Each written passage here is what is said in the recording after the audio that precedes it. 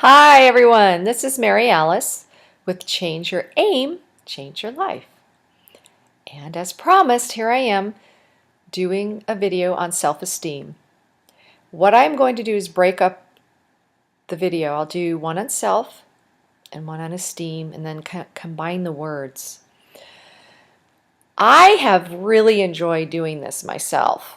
Ooh, I used the word self. I loved it because it really I'm still evolving. Ourselves are always evolving and changing and growing, aren't they? And if they're not, they really need to be. So we can feel unstuck and feel life in us. So I enjoyed this. And what I'm going to do, and let me explain this. The reason I'm doing self-esteem is when I did my little survey a few months ago, a lot of you private messaged me or emailed me, and some of you posted on Facebook, which was great. Number one, I appreciate all your feedback. I love hearing from you, and you're marvelous people. I just love hearing from you. I love getting to know you a little bit and your personalities. And the number one issue was self-esteem, having trouble with it. How can you raise your self-esteem? Is it damaged for good? And no, it's not. So I'm here to say that, and it's not. Another question was, what can I do to raise self-esteem? Another one commented that they feel their self-esteem is the cause of their poor relationship. So there were many comments like that having to do with self-esteem. There were other topics as well that I will cover later. I think the broader aspect, though, is how we view ourselves, how we feel about ourselves, and that has to do with self-esteem. So I'm going to get right into it. I will be quick, and I know this is an overview. We can go very much in depth with this topic. It can take several videos to cover. I love talking about this issue in particular, and in my workshop I like to go deep into it because it's very involving. There's a lot to consider about self and what makes up a self. So I'm going to be putting on my glasses and I'll be looking at my desktop here and there because I have some notes on it. But I do want to say one of the very first things that I do if I'm researching something or looking up a topic, I will pull out keywords or phrases, and I have a dictionary, or I'll use the dictionary online, and I go to the dictionary. So I can have a really clear, in-depth understanding of what it is I'm researching. So this is exactly what I did. And sometimes that's all you need, because the dictionary may lead you to another word that you look up and then another word, and before you know it, you are very clear of what it is you want to find out. So this is what I did. I looked up the word self. And what I have here is, pardon me, I'm looking away. I don't mean to be rude. I'm just going to read something. As a noun, here's what it says. A person's essential being that distinguishes them from others. So that's me saying, that's the dictionary saying you are unique because it distinguishes you from others. And then it continues, considered as the object of introspection or reflexive action. So what that tells me is because we go through the process of introspection, thinking, combining situations, experiences, adventures, people, opinions. We think about those things, then we make judgments on people or life, and then we reflect on it. And then we have this reaction to life or a response to life from all that we have thought about and combined with our judgments and our opinions and our thoughts and our knowledge. So, and then we kind of bring it out to the world. And the synonyms, and I hope you take notes if you care to, but the synonyms for self is ego, I, oneself, persona, person, identity, character, personality, psyche, soul, spirit, mind, which is inner being. And there are a few more, but that's a lot to look over. And I know time-wise on a video, it's not going to be possible, but these are the things I love to delve deep into, because when we can see clearly aspects of ourselves that are struggling or hurting or fearful or like one of the words for self is psyche. And you know that I believe that when we're hurt as children and abused and traumatized, our psyche is filled with pain and shame. And it's a false shame. It's not ours to have, but we take it on. And so it infiltrates our psyche. And then we grow up, and I go in depth in my book, Shatter, Shame, and Shine, which will be out next month. The thing about that is when our psyche is filled and filtered with shame, pain, fear, doubt, we develop a type of self that really is not us. But we grow up and we think, this is who I am. Well, not really. Maybe aspects of it, but for the most part, probably not really. And it doesn't mean that it's all bad. It just means it can be better. It could be amazing. And the other part is ego. Ego, we could go on and on and on. I mean, that's a really hot topic, isn't it? You know, we could look at it with a spiritual bent. We could look at it with a psychological bent. We see people as egotistical and, they think they're all that, and usually stemming from a sense of insecurity. People who are all fluff tend to be a little bit narcissistic in their characteristics. Maybe they're not full-blown narcissist, but it's only because they're defending an empty fort. They're hurting, and so their ego is inflated. They feel like they have to puff up like a peacock feathers to defend something that's really not even there, but they think it is because they struggle with maybe not liking themselves too much. It's a far cry, and it's very different from having a big inflated ego with self-confidence. Very two different things. And then we can go, and if you probably know what I mean, because a person who's very self-confident is very loving and gracious, has a great sense of communication and rapport with other people. They don't have to prove anything to anybody. You know what I mean? So there's a difference there with the ego. And again, I shared a little bit about the psyche and the spirit. How do you connect spiritually with your God that you know of your understanding? I think God is such a very limiting word. Very limiting. It's hard. I mean, it's a matter of semantics. Every nation and tribe has a word for God, which is beautiful and amazing.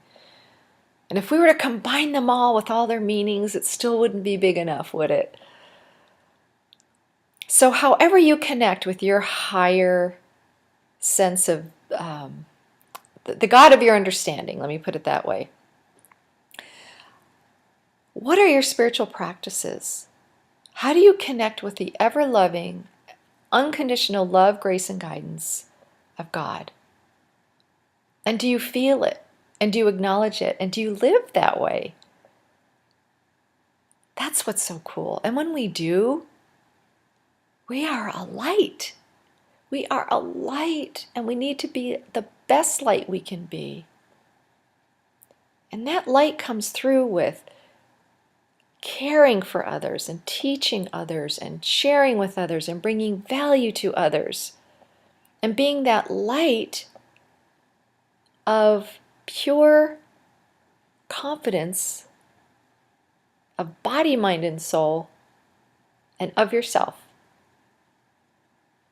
And when we're like that and offer that light out to the world, we're helping other people who are stumbling in their own darkness because maybe their light is dimmed and they want it to be brighter. And we can be that example. So when we polish ourselves, when we grow ourselves, when we learn how to be more balanced, because we are compartmentalized. Self is different pieces of us. It is body, mind, and soul. And it is even the detailed aspects of each of our body, of our mind, and of our soul. It's a lot to cover. And of course, we don't have that time. So I wanted to just give you some things to think about. And character. Here we go. Character. Oh, self, character. We can say, oh, that person's such a character. Oh, they're so funny. Or you wonder about their character qualities. Or what about your character qualities? Do you know what you stand for, what you value, what you see as virtuous in life? What do you hold dear? How do you express that in character? There's some people we know who have character defects, severely so. And what I mean by that is they have personality disorders where they are rendered dysfunctional as a decent human being.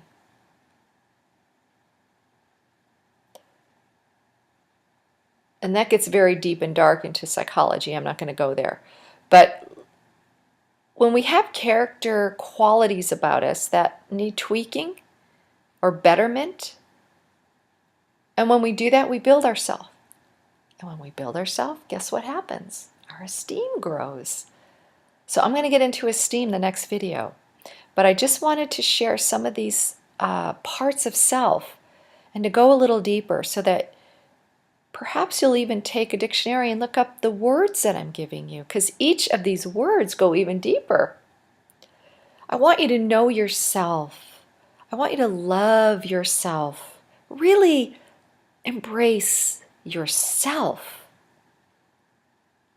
You can't really love others until you really love yourself in a loving, graceful, gracious way. Does that make sense? There's nothing wrong with loving yourself. It's not about ego. People kind of get tripped up with that, especially if they're in a religion that, is self-deprecating, which I would leave immediately because that's not God. We're not to be self-deprecating. Our life is a reflection of who we really are. So if you're in a crummy job, if you're around people you really are not happy about being around, if you have finances that aren't great, if you are struggling to, because of fear or doubt, and it's showing up in your life over and over, you don't have to live that way. And our life is always going to reflect back to us who we think we are. We don't get in this world what we want, we get who we are. So who are you? So here's an example. You want to change things up. You say, okay, I can't stand this job one more day, but I know I need to pay my bills. How can I improve my life so that I can get a better job? Or how can I start my own business? Or what you want to focus on is think about what kind of person is successful in the kind of job I would like to have. What do they do? What are their habits? What do they study? How much do they read? What do they know? And then be that. And I mean, not overnight, it's going to happen. But take the little steps to be that and incorporate that in your life. Or a healthier body. Be that person. What kind of person is very healthy and makes their life that it's important for them to remain healthy? What do they do to stay fit? Be that person. Incorporate those things that will make you healthy. Find out what that is and be that. One step at a time. It's not going to happen overnight, but when you give yourself a year, this is still the beginning of the year. Again, think about where you want to be in December, health-wise, or with your work, or with planning a vacation, or with your finances, getting out of debt. What kind of person works toward getting out of debt? Who are they? How do they operate? How do they function? What do they do? Well, you look up, you think about that and dwell on that and think about, okay, they tend to save more money than they spend. I have to get a handle on my spending. How do I do that? And then you figure out systems and strategies of how to do that. How do you save even $10 a week if it can't be 100 or whatever? How much do you put down on your credit card to make sure it's coming down significantly every month, so you're not just paying interest charges?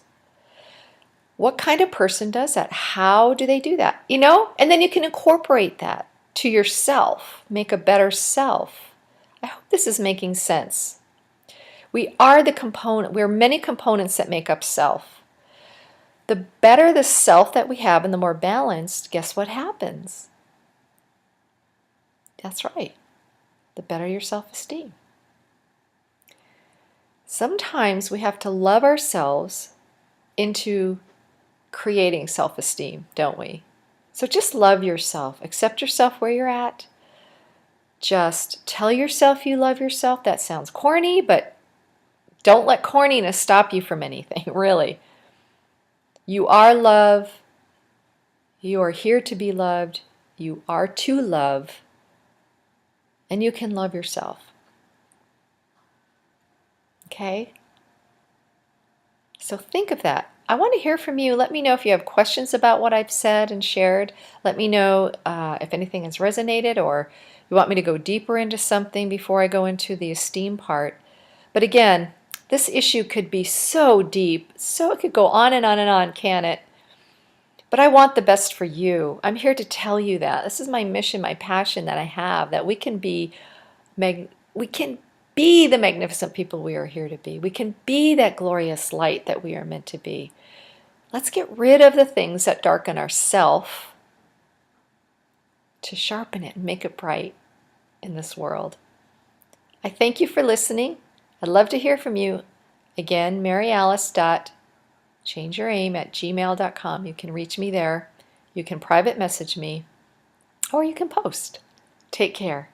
Have a great day. Love yourself.